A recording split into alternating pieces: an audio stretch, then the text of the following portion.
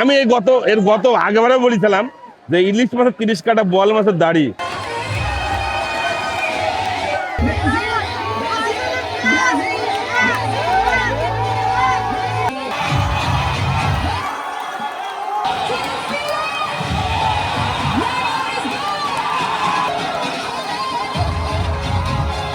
আমি এর গত আগেবারে বলেছিলাম যে ইলিশ মাছের 30 কাটা বোয়াল মাছের দাড়ি।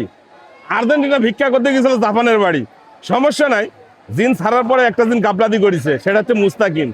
সমস্যা ছোট ভাই হয়তো নেক্সট টাইমে মুস্তাকিনকে দিয়ে পরের ম্যাচে পরের টিমকে করবো, কিন্তু খেলার শুরুতে গা ঘামেনি, শরীর হিট ছিল না ব্রাজিল খেলোয়াড়দের। তো হাফ টাইমের আগে যখন ওরা গোল খালো, খেলারই একটা পরিবর্তন করে ফেলালো। পরে হাফের পরে হালকা পাতলা একটু দৌড় দিয়ে একটা গোল শোধ করার পরে, মানে ক্যাসিমার হেডটা দিয়ে গোলটা দিচ্ছে।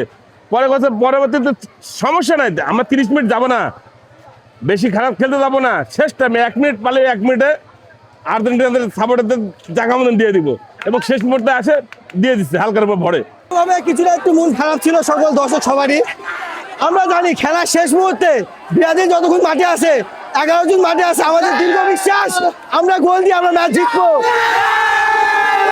2019 সাল থেকে জাপানকে এখন পর্যন্ত কেউ হারাতে পারেনি, আর সেই জাপানকে আমরা হারাইতে।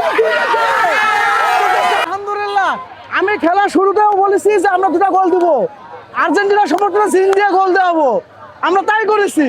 হয়তো অনেকে বলেছে বান কাজ করে না, ওটা না, আমি বলেছি ধরো শেষ পর্যন্ত দেখো কি কও তোমরা, ঠিক আছে গোল দিছে। আমরা তোমাদের ফেভারিট টিম, আমরা দেখতে আসছি ফেভারিট কম হওয়ার কারণ